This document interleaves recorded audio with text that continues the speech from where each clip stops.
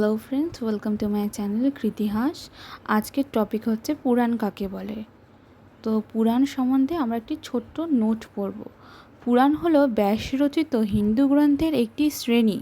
বায়ু, ব্রহ্মাণ্ড, মার্কণ্ড, ভগবত, মৎস্য, বিষ্ণুর মতো প্রধান পুরাণগুলিতে গুরুত্বপূর্ণ তথ্য রাখে, যা ঐতিহাসিকরা ভারতীয় ইতিহাসকে বোঝার জন্য ব্যবহার করেন। পুরাণগুলি রাজবংশের রাজনৈতিক ইতিহাস এবং বংশের উপর আলোকপাত করে। হর্ষক, শিশুনাগ, নন্দ, মৌর্য, কণ্ড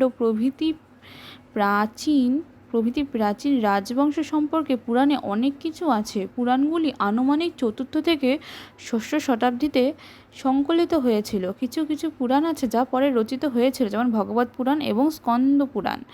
নদী, হ্রদ ইত্যাদি ভৌগোলিক তথ্য প্রদানের জন্য পুরাণগুলি গুরুত্বপূর্ণ। এখানে একটা ভুল আছে, তোমরা ঠিক করে নিও, আমি ঠিক করে দিচ্ছি।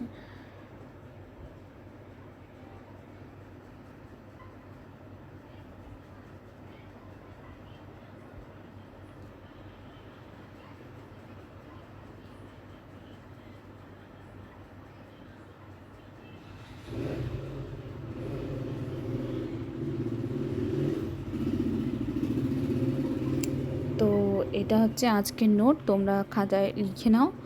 আশা করি তোমাদের কাজে লাগবে। যদি তোমাদের অন্য কোনো প্রশ্ন থাকে তোমরা কমেন্ট করো, আমি অবশ্যই তোমাদের প্রশ্নের উত্তর দেওয়ার চেষ্টা করব। চ্যানেলটিকে সাবস্ক্রাইব করে দিও এবং বন্ধুদের কাছে শেয়ার করে দিও। অবশ্যই একটি লাইক করে দিও।